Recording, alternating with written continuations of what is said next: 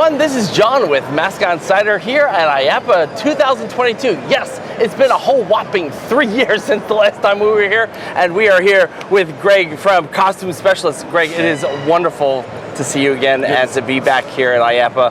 How have you been? We've been all right. Been all right? Yeah, so we took 2020 off. There was no IAAPA. We were back last year, limited crowd. But now 2022 is, I think we're back to 100%. Back to 100%? Yeah. Now, speaking with 2020, obviously we had that big global pandemic going on. What were some of the challenges that your company kind of had to face going through something like that? I think the biggest challenge was, just dealing with the pandemic. And dealing with the circumstances that no one needed or wanted entertainment, no one had costumes. So we totally switched our business model and we started making PPE, masks and gowns. Amazing. For our local government, for companies around. So we completely changed our direction from something like this to like literally masks and gowns for the health department. And we cannot thank you enough for helping out the people that actually really did need a lot of those masks and PPE. Yes. Now, what are some of the up and coming things that you have for this year? So we got the red dragon. Okay. I'm sorry, the red dinosaur. Yes. But so new and upcoming is, I think he's going to have somewhat of a transition. We're going to have a dragon, very similar. So we'll have a red dino and we'll have a red dragon. Ooh. So now, with a lot of your mascots that you do, what differs your mascots from a lot of the other companies that do other mascots? Yeah. Well, most other costume companies are going to look at making a costume the way they make a costume. So if it's a company that makes a costume the traditional foam way, they're going to look at a project and they're going to put that in their mold.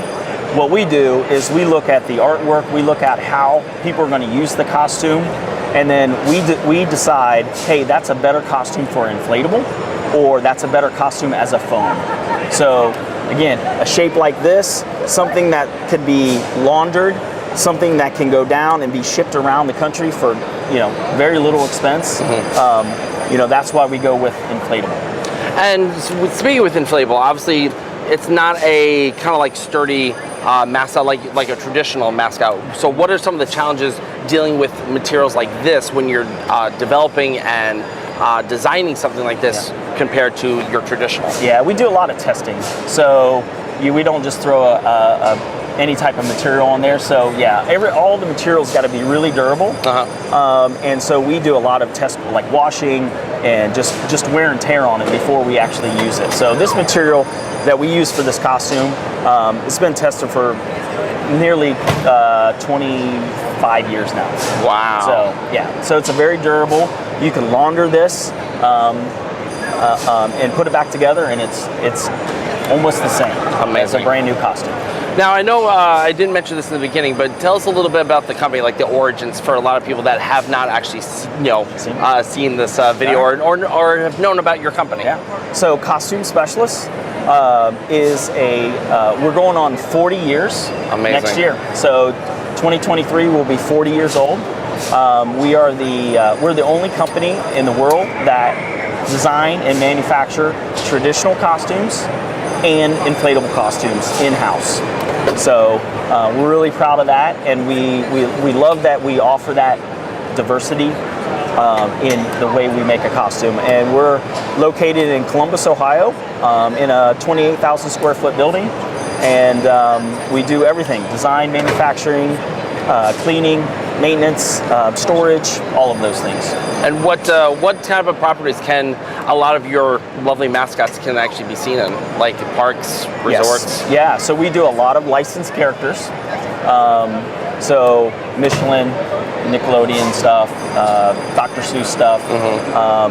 So we work with a lot of license holders, and then we also, for here, we deal with a lot of medium-sized companies that might have multiple locations that want a really good costume for those multiple locations. So they want that quality of a higher-end costume and we like to do that. So.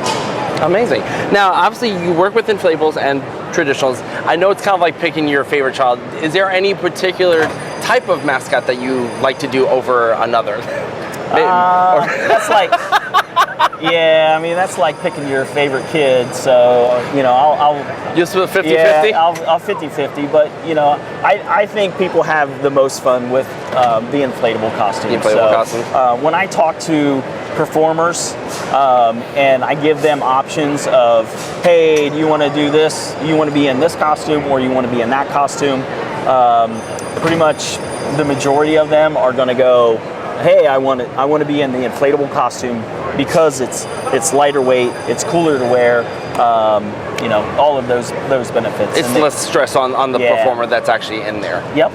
Now, what has been some of your popular mascots that you've had the privilege and opportunity to do?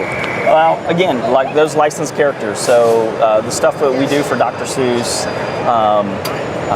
Michelin, Kraft, Nickelodeon. Was there was there a particular mascot that you tackled and you were like so super excited and just like gung ho on? Well, I think what we did for Hasbro, we did the Bumblebee costume.